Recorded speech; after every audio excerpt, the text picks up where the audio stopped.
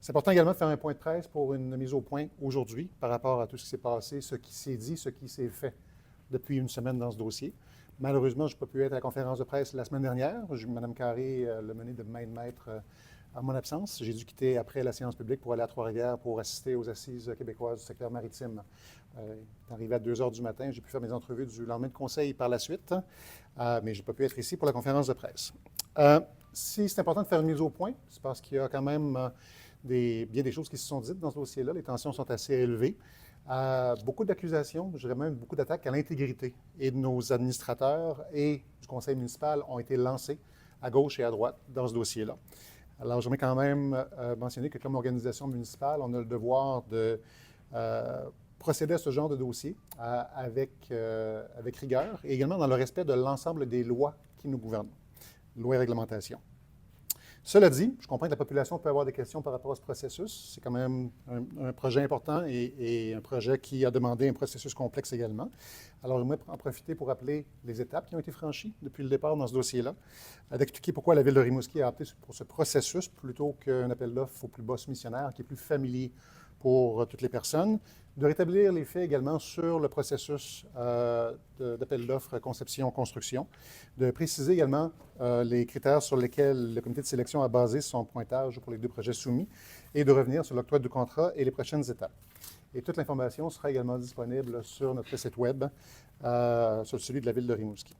Alors, comme vous le savez, on travaille sur ce projet-là depuis 2018 et même avant. On a essuyé 2 refus de financement de la part du PAFIR-SPA, le PAFIR initialement et le PAFIR-SPA, qui sont les 2 programmes de financement d'infrastructures sportives de la part du gouvernement. Dans le dernier cas où on n'a pas obtenu le financement, ça a été malgré le fait qu'on a coté comme 11e meilleur projet au Québec en termes de pointage. Le gouvernement a décidé pour d'autres critères d'allouer le financement ailleurs, donc on ne l'a pas obtenu. Et on a compris le message qu'on devait procéder par nous-mêmes pour une infrastructure telle qu'elle qui va répondre à de nombreux besoins. Ce projet-là fait partie des priorités de la Ville depuis longtemps. Il est d'ailleurs inscrit au PQI, le plan quinquennal des immobilisations depuis 2023. Et puis, c'est un stade, en fait, qui va respecter les besoins qui ont été identifiés par le Service des loisirs, de la culture et de la vie communautaire pour répondre aux besoins du milieu, pas uniquement pour la course à pied et pour le soccer, mais en fait pour tout ce qui requiert un espace de sport de pelouse, mais durant l'hiver. Et les besoins sont là, croyez-moi. On a déposé un règlement d'emprunt, comme il se doit pour un projet comme celui-ci, qui a été déposé au mois d'août 2025, adopté sans la moindre opposition des citoyens et citoyennes de la Ville de Rimouski. Et le comité consultatif d'urbanisme a également étudié la demande de PPC-MOI qui a été déposée pour ce projet-là et qui a été adoptée par la Ville, encore une fois, sans aucune objection ou opposition de la part de la population. Il existe plusieurs modèles d'octroi pour ce genre de projet. Vous connaissez évidemment le projet du plus bas soumissionnaire. On est familier également avec. Il faut comprendre que depuis la commission Charbonneau et depuis les recommandations qu'il y a dans le rapport de la commission Charbonneau encourage les villes à s'éloigner de ces modèles-là pour plusieurs raisons. Parce qu'il encourageait la collusion, parce qu'il encourageait la pression de la part des différents soumissionnaires sur les instances publiques, parce qu'il était beaucoup moins transparent et donnait lieu, en fait, à plusieurs extras qui n'étaient pas anticipés dès le départ. Ce sont quelques enjeux, quelques éléments qui ont été mis de l'avant par la commission Charbonneau et qui ont trouvé leur place, en fait, dans la législation qui gère la manière dont les villes fonctionnent dans ce genre de projet-là, entre autres la loi sur les cités et les villes. Donc, au lieu d'y aller pour le plus bas soumissionnaire, on a choisi, depuis 1 an et demi, presque 2 ans, d'y aller pour un modèle conception-construction. Ce que ce modèle-là fait initialement, c'est qu'il nous permet de mieux contrôler la qualité du projet, parce qu'évidemment, dans un projet plus bas soumissionnaire, on a tendance à avoir des matériaux ou des coins ronds qui sont pris bien souvent pour limiter et tenter de gagner le contrat. Mais là, on privilégie davantage la qualité technique, on privilégie davantage la durabilité. Et oui, le prix a une importance, mais ce n'est pas uniquement le prix de construction qui a une importance. Ce prix-là doit respecter un maximum qui est fixé par la Ville initialement, mais c'est aussi le prix d'opération, le coût d'opération à long terme, parce qu'on parle d'une infrastructure qui va être debout pendant 50, 75, peut-être 100 ans. Alors, on a besoin de nous assurer qu'au niveau de l'opération, on aura des coûts qui seront contrôlés, qui seront prévisibles. Alors, on évalue la qualité à long terme à l'intérieur d'un budget maximal fixé d'avance. Et c'est ça l'important dans un mode conception-construction. Il fusionne aussi les 2 étapes. Si on parle d'un projet traditionnel, on y va pour un premier appel d'offres qui est pour la conception, donc davantage pour les plans qui sont effectués, qui sont dessinés. Et par la suite, on a un autre appel d'offres pour la construction. Dans ce cas-ci, on peut faire les deux en même temps. Ça sauve du temps, ça nous assure d'une cohérence entre les différents acteurs, les différents joueurs dans un projet comme celui-ci. Et ça nous aide en fait à pouvoir davantage maîtriser, c'est l'objectif, la qualité et les coûts ainsi que les délais. Donc, c'est le choix qu'on a fait pour le multisport. Et il faut comprendre que toutes ces informations sur le modèle d'offre choisi sont publiques. Il faut aussi spécifier, contrairement à ce qui semble avoir été perçu, que les deux soumissionnaires, au bout du compte, qui ont été les soumissionnaires retenus après la période de préqualification, étaient tout à fait au courant du processus, tout à fait au courant de la grille d'évaluation et des pourcentages qui étaient inclus dans la grille d'évaluation.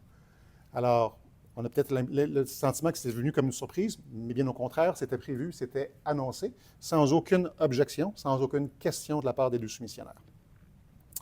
Alors, comment ça fonctionne? Initialement, dans un modèle de conception-construction, on doit y aller pour une évaluation, comme je l'ai mentionné, évaluation qui a été faite par le service des loisirs, culture, vie communautaire, qui démontre le besoin pour une ville comme Rimouski d'avoir une telle infrastructure. En fait, ce qu'on peut voir, c'est qu'il va être utilisé du matin jusqu'à tard le soir, 7 jours semaine, pour tous les sports.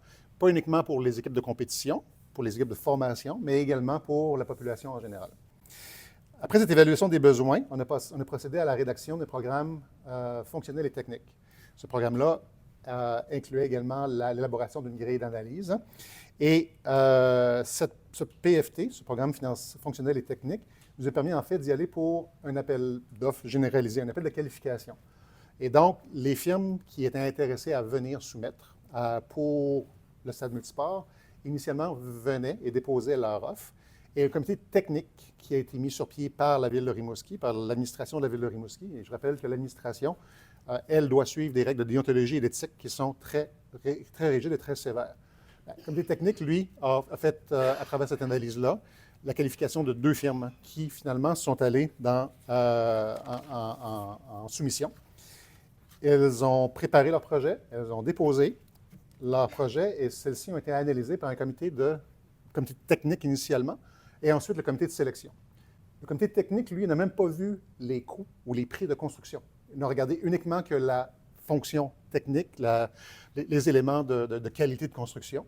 Ce n'était pas son rôle de faire une évaluation de tout ça, mais a fait des commentaires au comité de sélection qui, lui, a obtenu ces commentaires-là, a obtenu évidemment le projet et a par la suite établi, selon le barème, un pointage pour les 2 projets. Et dans ce pointage, c'est Onco Construction et LFG, c'est Onco et LFG qui ont obtenu la plus haute note. Cette recommandation nous est arrivée ensuite au conseil municipal. Le conseil municipal, devant cette recommandation, a 2 choix. Il n'y en a pas 3, il y en a 2. Les 2 choix, c'est soit on va de l'avant et on approuve le projet ou la recommandation faite par le comité, ou encore on rejette la recommandation. On ne va pas à l'autre projet. On doit arrêter le processus et il repart à 0. Alors, c'est le choix qu'on a eu à faire au niveau du conseil municipal. On a pris connaissance des recommandations et on a décidé d'adopter la recommandation qui était proposée, qui était, dans les 2 cas, je dois avouer que les projets étaient des bons projets. Dans les 2 cas, ils étaient sous le montant fixé, maximum fixé, le budget maximum fixé initialement. Mais au-delà de ça, le résultat, la recommandation doit se faire sur la base uniquement de la note qui est donnée pour l'ensemble des critères qui ont été évalués. Parmi les critères, on a souvent parlé du prix qui composait 10 les gens disaient, par rapport à la vision architecturale, bien des gens ont fait des commentaires, la vision architecturale comptait pour 5 des notes. Les éléments les plus hauts dans la pondération incluaient, entre autres, le fait que dans le PFT, on avait des exigences minimales à respecter. Même au-delà du budget, c'était des exigences par rapport à la garantie, par rapport à divers éléments techniques. Donc, ça comptait pour 15 Donc, le plus on avait des éléments qui étaient en plus du minimum demandé, il y avait plus de points qui étaient obtenus. On parle de l'échéancier, du contrôle, de la qualité et des coûts. On parle également de la question de l'efficacité énergétique et du bâtiment, la compréhension de la méthodologie du mandat. Tout ça, ce sont des éléments qui ont coté assez fort. Le coût ou le prix a coté également, de même que certains autres éléments, puis on pourra les rendre disponibles si vous le désirez. Donc, ces paramètres-là démontrent la volonté de pouvoir adresser la question de la qualité technique et de la qualité à long terme. Si le prix, puis les gens ont connu les prix des 2, n'est pas compte pour 10 le fait qu'une firme cote 1 million de moins que l'autre sur la construction n'a pas une si grande importance, parce qu'on regarde le coût à long terme. Je vous donne un exemple simplement. Imaginez la question de la garantie de la toiture. C'est un élément qu'il y avait dans le PFT. Il y avait un minimum qui était fixé. Si une firme cote à minimum qui était fixé plus 5 ans, puis l'autre firme cote minimum fixé plus 20 ans, puis que la toiture a besoin de réfection majeure, disons 15 ans après sa construction, bien là, on a une firme sur laquelle ça est sous garantie, puis l'autre, ça ne l'est pas. Alors, ce que ça fait au bout du compte, c'est que les coûts d'opération vont être d'autant augmentés, et probablement de plus qu'1 million, parce que les travaux seront sous la garantie. Alors, c'est le genre d'élément qui est pris en considération au-delà du coût de construction. On a fait beaucoup état du fait que les comités étaient confidentiels. Je pense que les gens ne comprennent pas vraiment de quelle manière ça fonctionne, ils sont hésitants. Il faut comprendre que les comités et techniques et de sélection sont sélectionnés par l'administration de la Ville de Rimouski. Comme je l'ai mentionné, ils sont régis par un code de déontologie et d'éthique. C'est clair qu'ils vont choisir des experts pour ces comités-là. C'est aussi clair que la loi sur les cités et villes, puis je vous cite l'article 573.1.013, qui dit spécifiquement « ne peut être divulgué par un membre d'un conseil ou par un fonctionnaire ou un employé de la municipalité un renseignement permettant d'identifier une personne comme étant un membre d'un comité de sélection. » Et ça, c'est dans les procédures d'appel d'offres, comme ceci. La loi est claire. La loi, en fait, a été écrite de cette manière-là à la suite des recommandations de la commission Charbonneau. Lorsqu'on nous dit qu'on a besoin de savoir qui fait partie des comités de sélection, non, on n'a pas besoin de le dire. Et en fait, c'est mieux de ne pas le dire. Parce que tout le vitriol, tout le fiel, tout le venin qu'on a reçu comme conseil municipal depuis une semaine, imaginez si ça avait été dirigé vers les membres du comité de sélection, qui sont des gens qui, bien souvent, sont à Rimouski. Il y a des gens externes, internes. Qu'est-ce qui serait passé? Il aurait été sous la menace de la part des gens, peut-être de la part des soumissionnaires. Puis non seulement ça, mais essayer de trouver des gens qui vont vouloir faire partie d'un comité de sélection comme ça par la suite pour d'autres projets. Ça va être carrément impossible. Il y a des raisons pour lesquelles ces comités-là sont anonymes. C'est un processus qui est réglementé, qui est géré, qui est fixé et qui est régi. Et il y a un mécanisme si les soumissionnaires ne sont pas d'accord avec le processus, s'ils pensent que ça a été biaisé, s'ils pensent que ça a été, s'ils ont été floués d'une manière ou d'une autre, il y a une façon de pouvoir se plaindre. Ce n'est pas à travers les médias, ce n'est pas à travers des demandes de pétition, c'est à travers l'autorité des marchés publics. C'est l'autorité des marchés publics qui, en passant, est une institution qui a été fondée après la commission Charbonneau, de par une recommandation de la commission, qui aura le loisir d'analyser, d'étudier, d'enquêter sur de possibles dérives qu'il y aurait eu dans le processus.